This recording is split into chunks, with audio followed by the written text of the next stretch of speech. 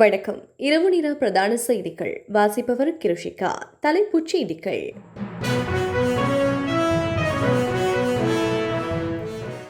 லாப் சமையல் எரிவாயுவின் விலை அதிகரிப்பு. நல்லூர் கந்தசுவாமி ஆலயத்தின் வருடாந்த உற்சவத்தின் கொடியேற்றத்துக்கான கொடிச்சீலை எடுத்து வரும் நிகழ்வு இன்று இடம்பெற்றது. தமிழ் தேசிய கூட்டமைப்பு அரசாங்கத்துடன் பேச்சுவார்த்தை நடத்த பின்னிற்க போவதில்லை. வன்னி மாவட்ட பாராளுமன்ற உறுப்பினர் செல்வம் அடைக்கலநாதன். வைத்தியர்களை அதிர்ச்சியடைய வைத்துள்ள கோவிட் பரவல். கேரளாவில் 2 டோஸ் தடுப்பூசி செலுத்திய 40,000 பேருக்கு தொற்று. ஆப்கானிஸ்தானில் படைகளை வாபஸ் பெறுவதில் மாற்றமில்லை. ஜோ பைடன் திட்டவட்டம். காலநிலை மாற்றத்திற்கு மருந்து கிடையாது. பல நாடுகளில் பற்றி எறியும் காட்டுத்தீ. WHO வேதனை.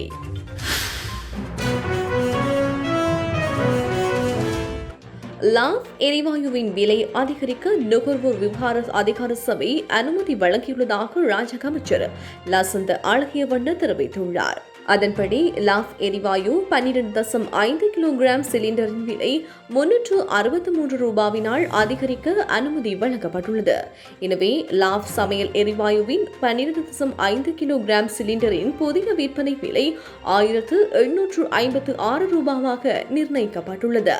இதேபோன்று 5 கிலோகிராம் சமையல் எரிவாயுவின் விலை 145 ரூபாவினால் அதிகரிக்கப்பட்டு அதன் புதிய விற்பனை விலை 743 ரூபாயாக நிர்ணயிக்கப்பட்டுள்ளது. இதேவேளை லிட்ரோ சமையல் எரிவாயுவின் விலையில் எந்தவித மாற்றமும் ஏற்படாதென்று ராஜாங்க அமைச்சர் லசந்த அழகியவண்ண தெரிவித்துள்ளார். இந்தியாவிலிருந்து நாட்டிற்குள் வரும் இலங்கை பிரஜைகளுக்கான அறிவித்தல். இந்தியாவிலிருந்து நாட்டிற்கு வரும் 2 தடுப்பூசிகளையும் பெற்றுக் கொண்டவர்கள் மற்றும் இரட்டை பிரஜா உரிமை கொண்டவர்கள் வெளிநாட்டு அமைச்சு அல்லது சிவில் விமான சேவைகள் அதிகார சபையில் அனுமதியினை பெற்றுக்கொள்ள அவசியமில்லை என சுகாதார சேவைகள் பணிப்பாளர் நாயகம் அறிவித்துள்ளார். அறிக்கையொன்றினை வெளியிட்டு சுகாதார அமைச்சர் தெரிவித்துள்ளதாவது, அவ்வாறு வருபவர்கள் வருகையின் பின் PCR பரிசோதனை மேற்கொள்ள வேண்டும் என அறிவிக்கப்பட்டுள்ளது. நல்லூர் கந்தசுவாமி ஆலயத்தின் வருடாந்த உற்சவத்தின் கொடியேற்றத்துக்கான கொடிச்சீலை எடுத்து வரும் நிகழ்வு இன்று இடம்பெற்றது. வரலாற்று சிறப்புமிக்க நல்லூர் கந்தசுவாமி ஆலயத்தின் வருடாந்த மகோற்சவ திருவிழாவினை முன்னிட்டு சம்பிரதாயபூர்வமாக கொடியேற்றத்துக்கான கொடிச்சீலை எடுத்து வரும் நிகழ்வு இன்று இடம்பெற்றது. செங்குந்தர் பரம்பரையினரால் நல்லூர் ஆலய கொடியேற்றத்துக்கான கொடிச்சீலை சம்பிரதாயபூர்வமாக ஆலயத்தில் ஒப்படைக்கப்படுவது பாரம்பரியமாக வழக்கமாகும். அதன்படி யாழ் சட்டநாதர் சிவன் ஆலயத்திற்கு அருகில் உள்ள வேல்மடம் முருகன் ஆலயத்தில் காலை 9 மணிக்கு இடம்பெற்ற விசேட பூஜை வழிபாடுகளை தொடர்ந்து அங்கிருந்து கொடிச்சீலை மாட்டு வண்டிலில் பருத்தித்துறை வீதி வழியாக எடுத்து வரப்பட்டு காலை 10 மணியளவில் நல்லூர் கந்தசுவாமி ஆலயத்தினை வந்தடைந்தது. அங்கு ஆலயத்தின் வெளிவீதி உலா சென்று சுப நேரத்தில் பூஜைகள் இடம்பெற்று கொடிச்சீலை நல்லூர் ஆலய பிரதம குருக்களிடம் கையளிக்கப்பட்டது. நாளை காலை 10 மணிக்கு கொடியேற்றத்துடன் ஆரம்பமாகும் நல்லூர் கந்தசுவாமி ஆலயத்தின் மகோற்சவ பெருவிழா தொடர்ந்து 25 நாட்கள் இடம்பெறவுள்ளது. கோவிட் தொற்றினை கட்டுப்படுத்த தயாரிக்கப்பட்ட தம்பிக பண்டாரவின் பாணிக்கு என்ன நடந்தது? கோவிட் தொற்றினை கட்டுப்படுத்துவதற்காக தயாரிக்கப்பட்ட 14 மருந்து உற்பத்திகளுக்கு ஆயுர்வேத விசேட நிபுணர் குழுவின் அனுமதி கிடைத்துள்ளதாகவும் தம்பிக்க பண்டாரவின் பாணிக்கு தற்காலிகமாக வழங்கப்பட்டிருந்த அனுமதி பத்திரம் ரத்து செய்யப்படுவதாகவும் ஆயுர்வேத திணைக்களத்தின் ஆணையாளர் தம்பிக்க அபேகுணவர்த்தன தெரிவித்துள்ளார். கோவிட் வைரஸினை கட்டுப்படுத்துவதற்கு தம்மிக்க பாணி பொருத்தமற்றதென மருத்துவ பரிசோதனைகளில் உறுதியானமையினால் தம்மிக்க பாணிக்கான அனுமதி பத்திரம் ரத்து செய்யப்பட்டுள்ளதாக அவர் கூறியுள்ளார். கோவிட் தொற்றினை கட்டுப்படுத்தக்கூடிய 14 ஔடதங்களை சந்தையில் விநியோகிப்பதற்கு அனுமதி கிடைக்கப்பட்டுள்ளதாகவும் அவை ஆயுர்வேத வைத்தியர்கள், மருந்து உற்பத்தி நிறுவனங்கள் மற்றும் ஆயுர்வேத திணைக்களம் என்பவற்றினால் தயாரிக்கப்பட்டவை என்றும் தகவல்கள் தெரிவிக்கின்றன. நாளைய தினம் தொடர்ந்து சேவைகள் நடைபெறாது. பணியாளர்களின் சுகாதார பாதுகாப்பு உறுதிப்படுத்தப்படாமை உட்பட பல கோரிக்கைகளை முன்வைத்து இன்று நள்ளிரவு முதல் பணியில் இருந்து விலகி நிற்பதற்கு தீர்மானித்துள்ளதாக தொடர்ந்து நிலையங்களின் பொறுப்பதிகாரிகள் சங்கம் தெரிவித்துள்ளது. இன்று ஊடக சந்திப்பொன்று ஏற்பாடு செய்து இது சம்பந்தமாக கருத்து வெளியிட்ட அகில இலங்கை மருத்துவ நிலைய பொறுப்பதிகாரிகளின் சங்கத்தின் தலைவர் சுமேத சோமரத்ன அவர்கள் தெரிவிக்கையில், இந்த பணி பகிஷ்கரிப்பு காரணமாக நாளைய தினம் தொடர்ந்துகளின் சேவைகள் மிகவும் மட்டுப்படுத்தப்பட்டிருக்கும் என்றும் தெரிவித்தார்.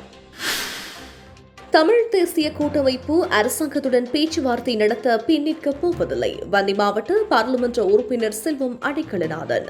தமிழ் தேசிய கூட்டமைப்பிற்கும் அரசாங்கத்துக்கும் இடையில் பேச்சுவார்த்தை இடம்பெற வேண்டுமாக இருந்தால் நிபந்தனையின் அடிப்படையில் ஒரு நல்லெண்ண முயற்சியாக அமைய வேண்டும் என தமிழ் தேசிய கூட்டமைப்பின் வன்னி மாவட்ட பாராளுமன்ற உறுப்பினர் செல்வம் அடைக்கலநாதன் தெரிவித்துள்ளார்.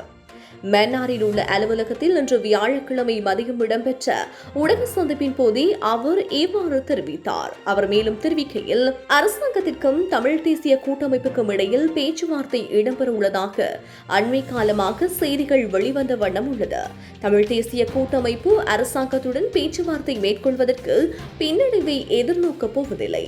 ஆனால் கடந்த கால அனுபவத்தை வைத்துக் கொண்டு நாங்கள் அரசுக்கு சில நிபந்தனைகளை விதிப்பதனூடாக அரசாங்கம் எங்களுடன் பேச்சுவதற்கு ஒரு நல்லெண்ண முயற்சியாக சில விஷயங்களை முதலிலே மேற்கொள்ள வேண்டும் என்ற நிபந்தனையை நாங்கள் விதிப்பது நன்றாக அமையும். ஒவ்வொரு திணைக்களத்தினூடாகவும் எமது நிலங்கள் பறிப்பதற்கான முயற்சிகள் மேற்கொள்ள நினைக்கும் அரசாங்கம் முதன்முறையாக தமிழ் தேசிய கூட்டமைப்பை பேச்சுவார்த்தைக்கு அழைக்கின்ற போது நல்லெண்ண முயற்சியாக சில விடயங்களை செய்ய வேண்டும் என்ற எதிர்பார்ப்பும் உள்ளது.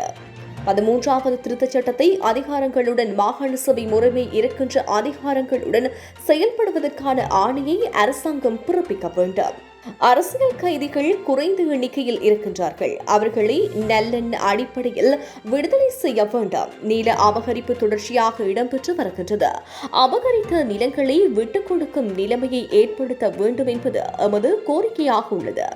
அரசாங்கம் பேச்சுவார்த்தைக்கு அழைக்கின்ற போது நாங்கள் பேச தயாராக இருக்கின்றோம்.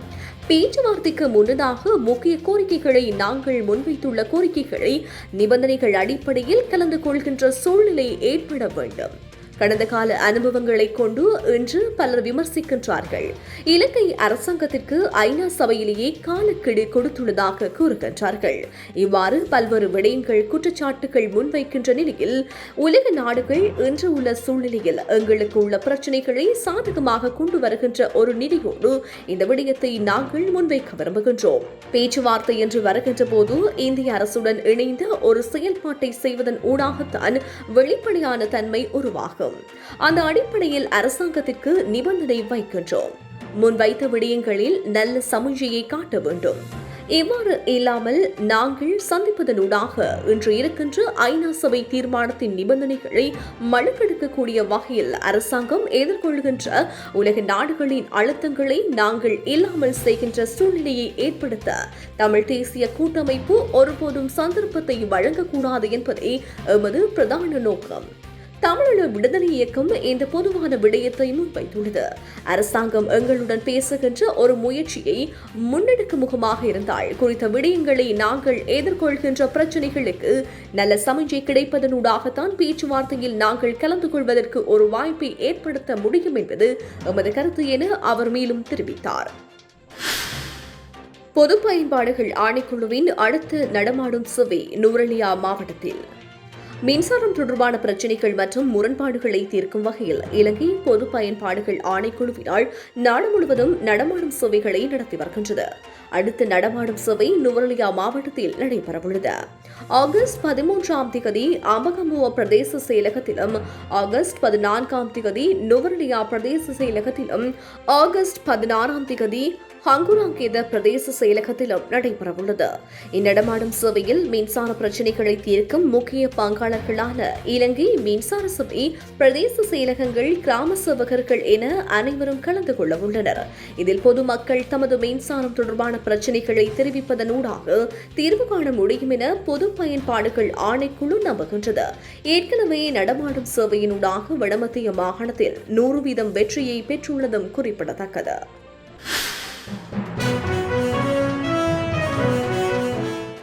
வைத்தியர்களை அதிர்ச்சியடைய வைத்துள்ள கோவிட் பரவல். கேரளாவில் 2 டோஸ் தடுப்பூசி செலுத்திய 40,000 பேருக்கு தொற்று. இந்தியாவில் கடந்த சில நாட்களாக 40,000 அளவில் தொற்றாளர்கள் பதிவாகின்றனர். இதில் கேரளாவில் மாத்திரம் 20,000க்கும் அதிகமானோர் பதிவாகின்றமை அனைவரையும் வியப்பில் ஆழ்த்தியுள்ளது. சிறந்த உணவு பழக்க வழக்கங்கள், ஆயுர்வேத முறைகள் என்று பாரம்பரியங்களை அதிகம் கடைபிடிக்கும் மக்களுக்கு தொற்றின் தீவிரம் ஏற்பட என்ன காரணம் என சிந்திக்க வைத்துள்ளது. இந்த நிலையில் அம்மாநிலத்தின் சுகாதார அதிகாரி ஒருவர் தடுப்பூசி 2 டோஸ்களையும் செலுத்திக் கொண்ட 40,000 பேருக்கு தொற்று ஏற்பட்டுள்ளதாக ஊடகங்களுக்கு தெரிவித்துள்ளார். இந்திய மத்திய அரசின் மருத்துவ நிபுணர்கள் தெரிவிக்கையில், கேரளாவில் அனைத்து மதஸ்தலங்களிலும் மக்கள் ஒன்று கூடுவதற்கு அனுமதி அளிக்கப்பட்டமையால் இவ்வாறு தொற்று பரவல் அதிகரித்துள்ளதாக தெரிவித்துள்ளார். இந்திய அளவில் மக்களுக்கு தடுப்பூசி செலுத்தியதன் மூலம் 67.7% நோய் எதிர்ப்பு சக்தி உருவாகியுள்ளதாகவும், ஆனால் கேரளாவில் 42.7% அளவாகவே உள்ளதாகவும் தெரிவித்துள்ளனர்.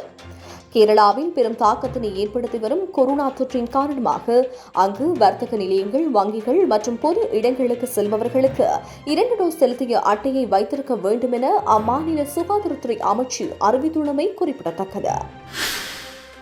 ஆப்கானிஸ்தானில் இருந்து படைகளை வாபஸ் பெறுவதில் மாற்றமில்லை, ஜோ பைடன் திட்டவட்டம். ஆப்கான் அரசு படைகளுக்கும் தாலிபான் அமைப்புக்கும் எதிரான போரில் கடந்த பல வருடங்களாக அமெரிக்க படைகள் ஆப்கான் அரசு படைகளுக்கு பெரும் உதவியாக இருந்து வந்துள்ளது.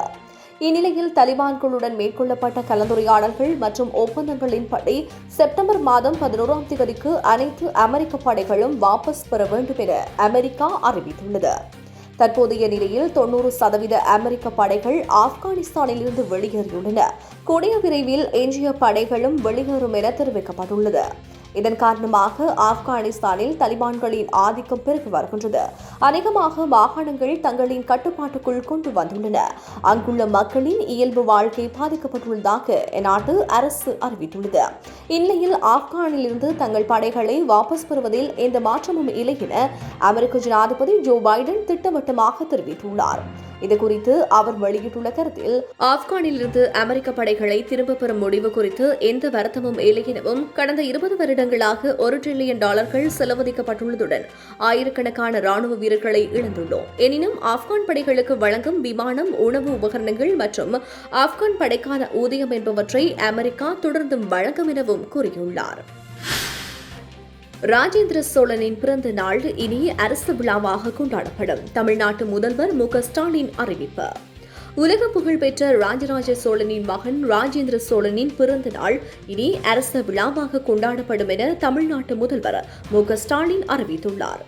தமிழரின் பெருமை உலகமறிய செய்த மாபெரும் மன்னன் ராஜராஜ சோழன், அவரது பெருமைகள் இன்னும் மண்ணுள் மூடி மறைக்கப்பட்டுள்ளன.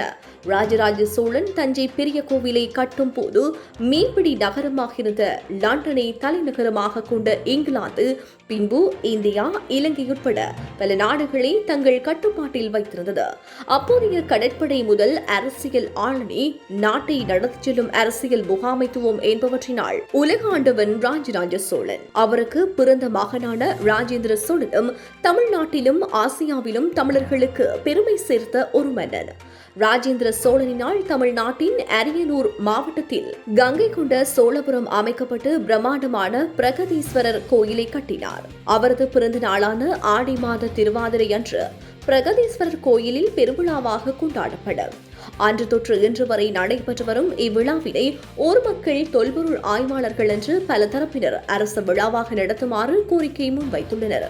இந்நிலையில் இதற்கு பதில் வழங்கிய தமிழ்நாட்டு முதலமைச்சர் கங்கை கொண்ட சோழ அரசரின் பிறந்த நாள் விழா அரசு விழாவாக கொண்டாடப்படும் என அறிவித்துள்ளார். அதன்படி சுற்றுலா, பண்பாடு மற்றும் அறநிலைத்துறை அமைச்சின் கீழ் ஒவ்வொரு வருடமும் மாமன்னர் ராஜேந்திர சோழனின் பிறந்த நாள் அரசு விழாவாக கொண்டாடப்படும் என அறிவிக்கப்பட்டுள்ளது.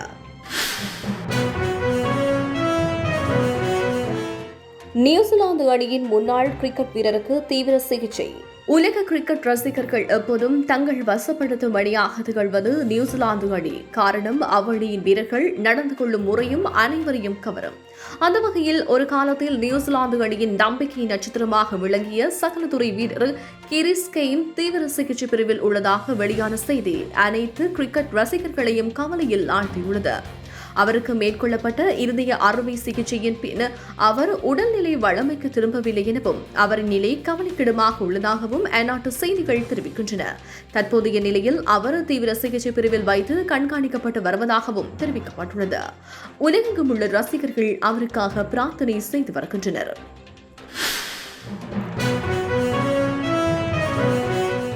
விஜயின் படத்தில் சிவகார்த்திகேயன். தளபதி விஜய் தற்போது நடித்து வரும் பீஸ்ட் படத்தில் அவருக்கு ஜோடியாக பூஜா ஹெக்டே நடித்து வருகின்றார். நெல்சன் இயக்கி வரும் இப்படத்தில் தற்போது சிவகார்த்திகேயனும் இணைந்துள்ளதாக தகவல்கள் வெளியாகியுள்ளது. படத்திற்கு இசையமைக்கும் அனிருத் இசையில் சிவகார்த்திகேயனே பாடல் ஒன்றினை எழுதியுள்ளதாகவும் தெரிவிக்கப்பட்டுள்ளது. ஏற்கனவே சிவகார்த்திகேயன் அனிருத் கூட்டணி பல ஹிட் பாடல்களை கொடுத்துள்ளமை குறிப்பிடத்தக்கது. இதற்கு முன் இப்பின்னணியினை தனுஷ் மேற்கொள்வதாக தீர்மானிக்கப்பட்டிருந்ததாகவும் அவர் பல படங்களில் பிஸியாக உள்ளமையினால் இந்த வாய்ப்பு சிவகார்த்திகேயனுக்கு கிட்டியுள்ளதாகவும் ஹாலிவுட் பட்சி சொல்கின்றது. இத்துடன் தமிழோசை செய்திகள் நிறைவு பெற்றன. உடனுக்குடன் செய்திகளை அறிந்து கொள்ள தமிழோசையோடு இணைந்திருங்கள். வணக்கம்.